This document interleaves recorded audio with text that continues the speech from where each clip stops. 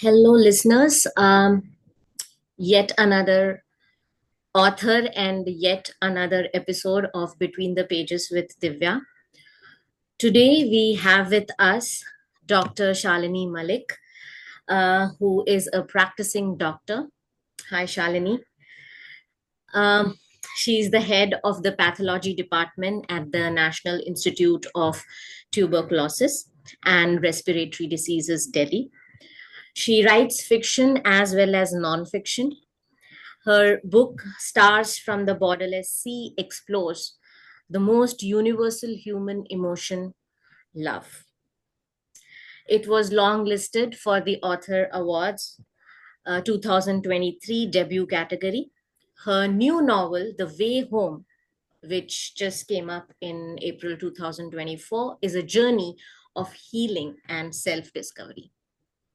She was selected as Juggernaut Selects Author and was one of the winners of the She Short Story Contest as well. She has won 2 Orange Flower Awards and has also contributed to short stories to anthologies. She has also won many prestigious awards, which she has to her credit, and is a panelist, columnist, and a resource person for topics related to both medicine and writing. She is the head of the pathology department at the National Institute of Tuberculosis and Respiratory Diseases, Delhi. So, welcome, Shalini, to our show Between the Pages with Divya. A warm Thank you so welcome. much. Yeah. Thank you. Thank you for having me here and thank you for that generous introduction. You're welcome. Um, I love the cover of the book, and it surely, speaks a lot about, um, the illustration itself is very soothing and calming to your eyes. And the title also suggests, the way home. It is a very, you know, uh, emotional title, I would say.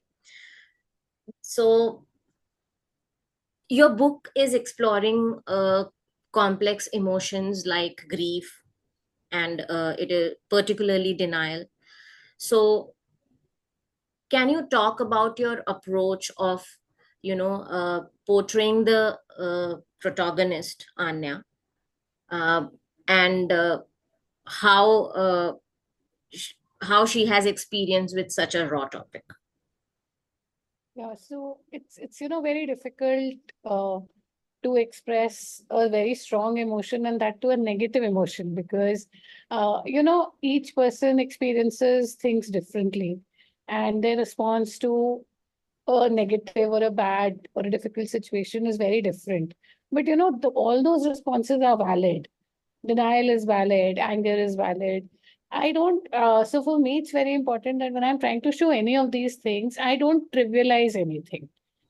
Because, there's a lot of this in people say, don't do this, or it's been so long, why you still grieving? It's a very individual journey. There is no set protocol. So I was very extra careful while I was doing that, showing Anya, and also with her, she was in denial, as you said. So, the portrayal had to be much rawer when you express something for the first time. It's like a very visceral emotion, which you cannot control at all. So, when she begins to feel her grief, I wanted one that it should feel respectful to her feelings, and second, that it should be relatable, without it being too over the top. So, you have these instances in the book, right, where small things are making her think of her sister and then she tries to cover up. So those are things that all of us do, when you're in a public space and suddenly you get uh, you know a backlash of negative memories.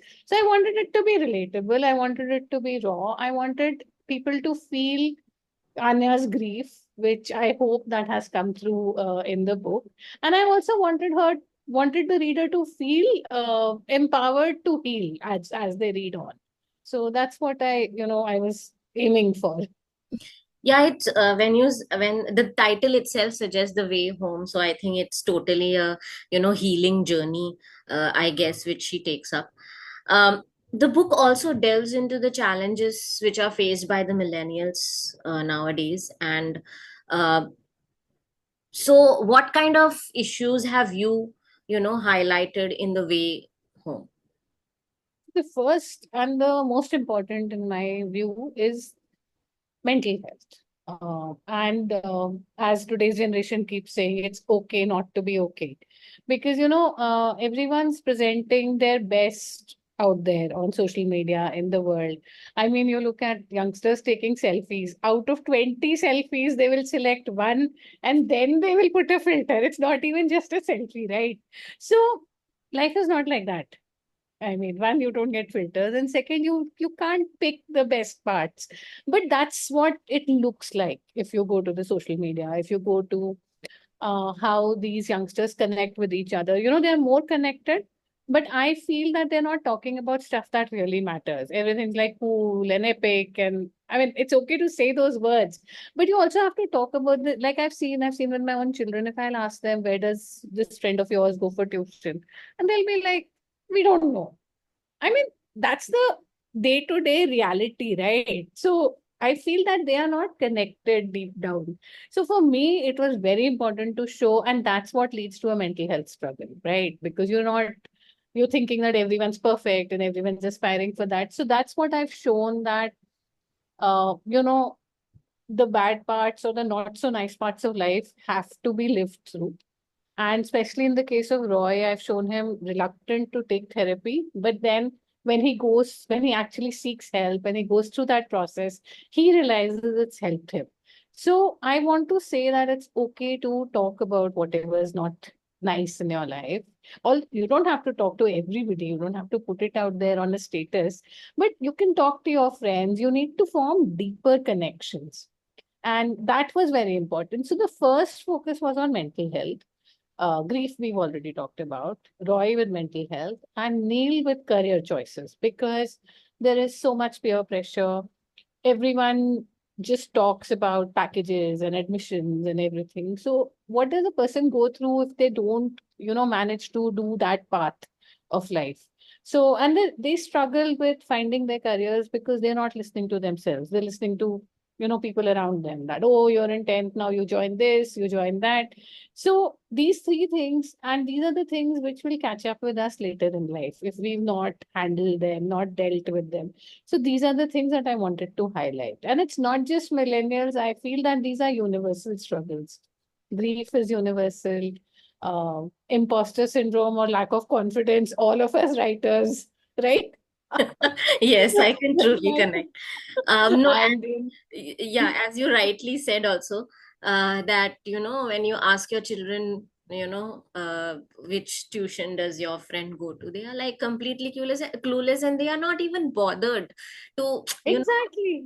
even ask that question. I sometimes ask my uh, children that, you know where she is going, or how much she has scored. It's not for Yeah. comparison, but for an understanding as to where they stand. But they are like, no, I don't know. So I am like, did you ask? Like, no, why should I ask? So Ah, I mean, I don't know, do they not have such conversations at all, or I mean, they don't want to have this conversation at all. So I think they're just talking about, you know, the bigger things about who's singing what and the rock bands, which is all nice. But if you see, like you only said, if you talk to that same child's mom, I'm sure this will come up. Acha, how studies going on? Is they managing? It's not like you said, it's not about competitive, you're not pressuring. It's part of life. Right. Like you asked me that I'm a doctor. So similarly, we will ask, okay, what does your friend do? Does your friend have a sibling? हाँ, क्या फर्क पड़ता है so they are in an imaginary world. The real world is the world where the friend is going to tuition and all that, right? But they are all living in imaginary worlds. So true. that, that disconnect from reality is a little, sometimes I wonder how they will manage life. But like all mothers, I have to keep quiet and just watch. True, true. I mean, we can guide them Mhm. to a certain extent, but then we cannot push them towards Exactly. anything, right? Great. So,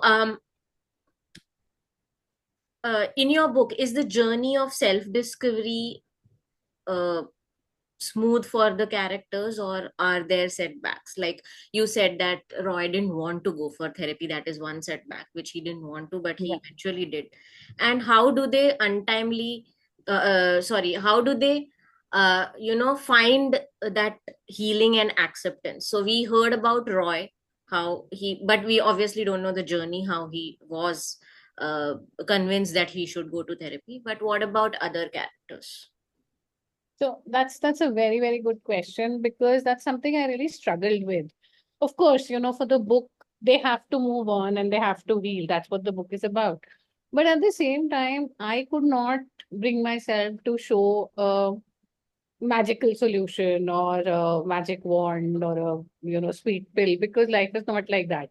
It's not like one day you wake up and you say everything's going to change. Don't we all do that every day? We say we will start exercising or start but it's not so simple, right? Even you know what you have to do, but doing it consistently. So I didn't want to, at the same time I didn't want to make it seem like hopeless, because again you have to find that courage. So, yes, they have setbacks, and yes, they don't find it as easy to move forward as they had expected, but they find the courage to do so. And how they find that courage is through their connection and their bonding with each other, because their friendship is giving them a safe space, a space where they can think of what is really bothering them, talk about it without being judged. Like you take Neil's case, he's nudged very gently by his friends that hey, you cook so well, you're interested in this. Before that, no one has given him that validation. So he begins to apply for a course to learn that thing. But still, once he gets admission, he takes it, but he has this little thing: how will I manage? Will it be difficult? Because at the end of the day, we are all scared of failure, right? People will say, oh, this is what you always wanted to do, but what happened? You know, you couldn't do this also. So it's not easy. Same with Anya. It's not like in one day she will understand. She takes her time. She pushes Roy away. It is a very gradual process when she realizes that everyone is hurting and everyone is doing things in their own different ways. So it is gentle and subtle, not slow, but it's not like, when one day suddenly everything is fixed. So, True, then that will be a fairy tale, I guess. If it is. exactly. Right. So, what is really interesting about the book is the story is set in Goa. So, does the location also play a significant role in the transformation of the characters, or was it something in you, or is there some connection with you that you chose Goa as the I mean, as a setting?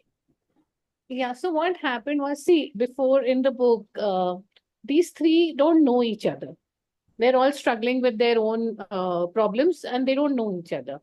One, I wanted to show that physically stepping back also helps us to process things when we are in a very difficult situation. Sometimes when we are in our same situation, we are surrounded by the same things, our mind is not able to come out of that. So, and then I wanted them, so they're all looking for an escape. They're not able to handle their lives here and they're like, okay, let me just go there and see and run away. But there they meet each other, so I wanted it to be a new place, a fresh start in many ways for all of them, where they make their friendship and they start healing. And Goa is, I think it's one of the loveliest places. All of us like it. But there was a little personal reason why I put Goa, because I wrote this book in the second wave of the pandemic when there was no travel. None Hmm. of us had traveled for 2 years. And I was just dying to go on a holiday. I was like, so it was from my side. If I can't go, I will send my characters there. You go to Goa and have fun. Because I was really dying for a vacation. So right. So that's great. So did you eventually go to Goa or not? Yes, yes, I went. And I went to all the places I'd written about. That's really good. That's really good. So I it's mean, sort of like even reverse yeah, research. yeah, and it actually feels so nice. You know, you have put them there, and I can, totally imagine. You might be also feeling like the characters would have come alive in front of you, right? Visiting Yeah, these exactly. places. Yeah. Great. So the idea of sending them out was that to start something, you actually have to, that is also a step that you take. So that is why I wanted them to go to a new place, a new setting, and, start. That is how sort of they will start their healing journey. So, uh, obviously, as you said, that you very much relate to the setting of Goa because you yourself wanted to go. So, coming back to the relativity, so creating these kind of relatable characters is obviously very important for a, story which comes out to be very heartwarming. So how did you approach the character development, so that the readers also connect with them, with Anya, Neil, and Roy? So, yeah, exactly. So, if your reader is not relating to the characters, it's going to fall flat because, you have to believe in these three people and what they're doing. So, that was very important. And for all of them, I wanted it to be distinctive because they're all three of them are the same age group, but at the same time, their personalities are very different. So, I worked on it in different ways. Like Anya is this impatient, volatile, girl who gets frazzled very easily. Like she gets irritated when she sees Roy for the first time just because, she's not getting to move fast in a queue.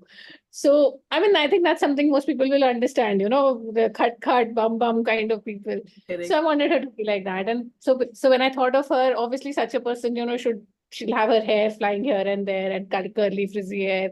So she's not under control, her hair is not under control, that kind of, So I visualized her. Then Neil, I loved working on Neil because he had this quirk. He loves to watch the clouds. And, I mean, boys or men that age are not generally going to be forthcoming with that. But that is his personality. He is this goofy, sweet little guy. I think all friend groups have that one person who's always dreamy and this kind of a person. So I wanted him to be like that. But at the same time, he's not superficial. He has so many layers beneath. He's so conflicted. So that was difficult for me to put across, but it has, I think, come across and people have related very well to Neil. And at least two, three people reached out and told me, yeah, even we look for patterns in the clouds. And, so quirks always help you make your character relatable. And Roy was probably most difficult because, he had a lot of baggage. But I didn't want him to be like this grumpy fellow.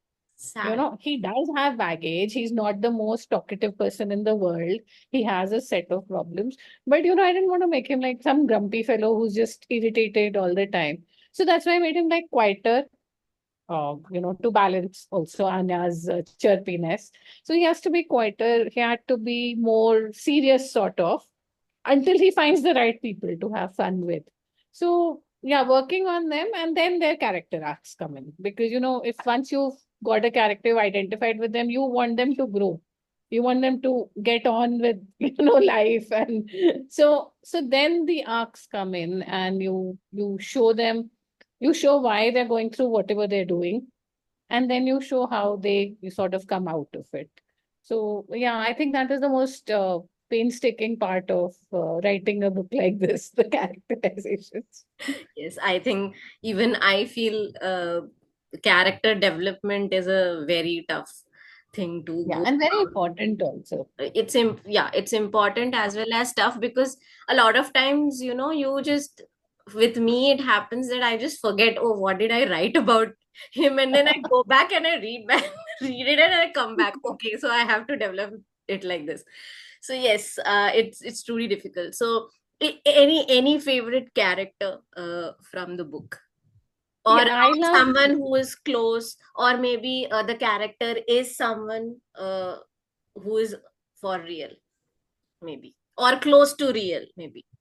Yeah, so I'll both are different. So favorite, Neil is a favorite just because of the kind of calmness and, that kind of temperament of his. The person who I mean, it's a character who has less space in the book, but it is Anya's grandmother, BG. Hmm. So, she's like, there's not too many words that you can give to other characters, right, in a book. But, she's like this elderly, very strong lady who's part of everyone's family. Those kind of people who will always give you good, sound advice, who'll just listen, very stoic, very practical. So yeah, I think I see all both my grandmoms with her, So that was very important. And I've shown her as always, her hand smell of Nivea because that's what at least my nanny used to always do. They never use any other thing. For them it was just Nivea, Nivea, Nivea. So for me, that blue box of Nivea is a huge thing. So that is the closest to life character. And I really enjoyed working on BG's character because even though she has less space in the book, I think she's a huge influence on Anya and her family. Yes, I think grandparents are like that. They Absolutely. have they have that influence Yeah, everywhere. I mean, it's great to have them.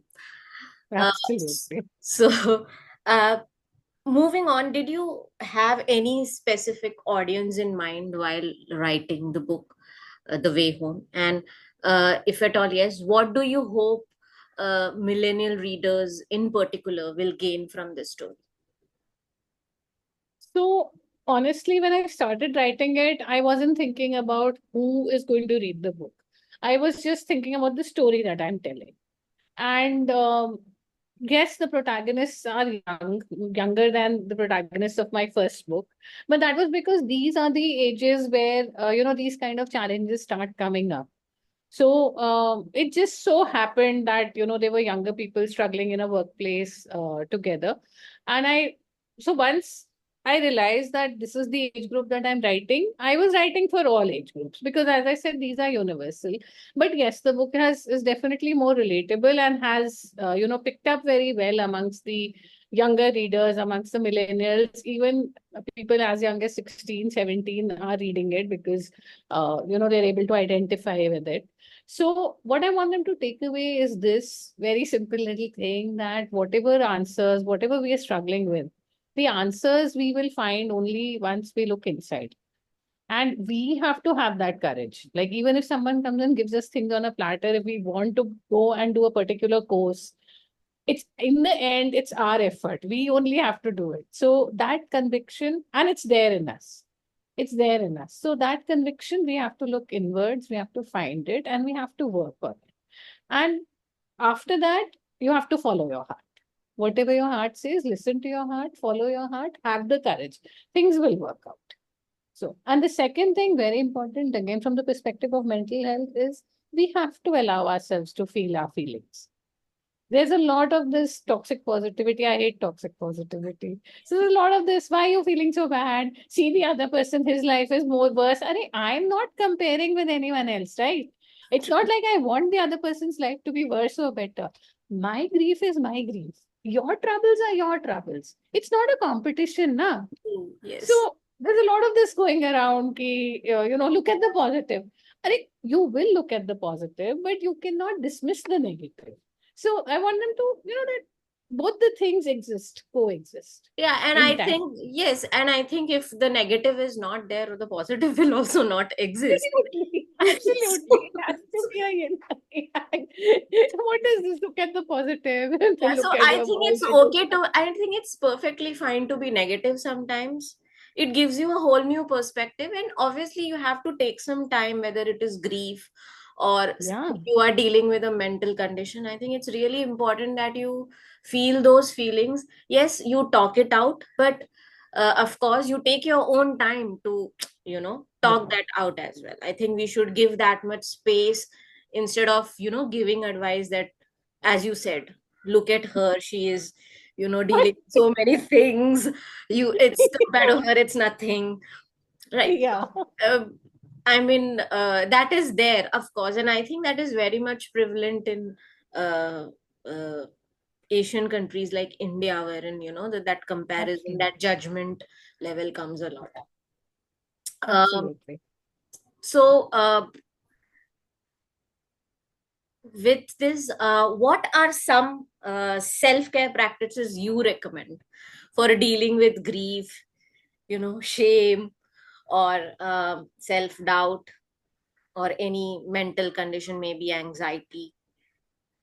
I think the first thing is to give yourself the time and the space. Like, like you said, that we should give others, but first give yourself the time and the space. So many times we are impatient with ourselves, even when you know that you're going through something difficult, you're, you're working through it, but we expect instant results. Like, so be patient with yourself, allow yourself to give yourself the time and the space to heal. The second thing is having a deep connection always helps, whether it is with friends, partners, parents, siblings, whoever. You need to be understood. You need to have that space where someone understands you, someone is ready to just listen to you. And it's okay to vent with that person. You have to get it out. So you should have your group of people. Like I have a couple of friends. I know anytime I will ping them with something. I'm so angry. And it's like, okay, what happened? What happened? So you need those kind of people around you. Surround yourself with people who understand you, who give you that space. And this generation, I think that's the good part, that they have a lot of friends. If they work on that, it's very good. So these are the things that, I mean, among self-care, for me it's these two things. I'm also very harsh on myself, so I'm a very hard taskmaster, so I don't give too much leeway. But I think you need to basically sit with your feelings. You need to understand what it is that you really want. And that's easier said than done, because most people today are scared of even sitting alone for 5 minutes. Everyone just wants to be surrounded by the noise, whether it's of social media, of crowds. You need to be able to handle your own emotions, sit quietly with them, and then only you'll be able to work through them. Yeah, true, so true, because rightly you said, people are, they don't want to be alone. And I think being alone gives you a whole new space for yourself. uh, Yeah. if you talk about, since we are talking about this, I would ask also like to ask you one more question. uh, what do you think about the me time, which generally people do not give themselves, is what I feel. Because they are so much engrossed in, obviously the work life balance is also not there. So how important you feel is the me time? Because since we are talking about the topic of mental health and, being alone, being lonely, so how important is me time? Because me time is all, it's all about you. So how important is that? It's a very good question, and I hope my answer is not controversial. But first, me time is very important. No, there is no two ways about it. Everyone needs their own time and their own space. But again, I want to say that this whole me time and self care and self love is sort of becoming commercialized. Uh, you know, Me time really means, like I said, time you're spending with yourself. Not necessarily. It does. You could be alone and you could be shopping your credit card out. That is not self care. Of course. So sometimes that is becoming a substitute. That is becoming an easy substitute. It's okay. We all do. We all indulge shopping, salons. We all like to be pampered. But you need to listen to yourself. Sometimes you need to do the tough part of self care also. All of Evaluating self yourself. is not, it's not glamorous. It's not just getting a mani pedi or something like that. That is also there. I'm not being Yeah. critical of that, but you need to understand when you're running away from yourself. So that is why I said that it's very important. You need to know what you need at a particular point in time and give yourself that. So me time is non should be non-negotiable for all of us. That's very important. Great. So we have the most exciting section coming up, the rapid fire round. So, quickest way to escape reality. Books. Great. Coffee or tea to fuel your writing process? Tea. Tea. Okay. Biggest challenge faced while writing this book? The expectations of my readers after reading my first book. I was very scared whether I'll be able to live up to that or not. Right. So, one word to describe Anya, Neil, and Roy. Anya chirpy, Neil dreamy. Um, is this, I mean, can I use the word sexy? Roy, Why? You can. You can. Why not? thank you. No, I should take it. Sexy. So, if you could have dinner with any fictional character, who would it be? With any fictional character. Yeah. Maybe from your book, own book. I think I know the answer. From my own book, I just want to go and have parathas with BG. That's it. Oh. Oh, I Yeah. expected Roy because he's sexy. Oh, no, no. I want BG to make the parathas and I will sit with her and have them happily. Right. So, what's the most unexpected thing that happened while writing this book?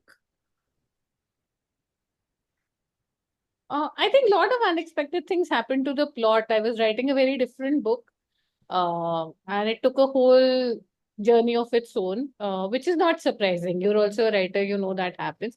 Most surprising thing that actually happened was that this was a book not only written during COVID, it had COVID as the backdrop. And that's how I visualized the book from day one.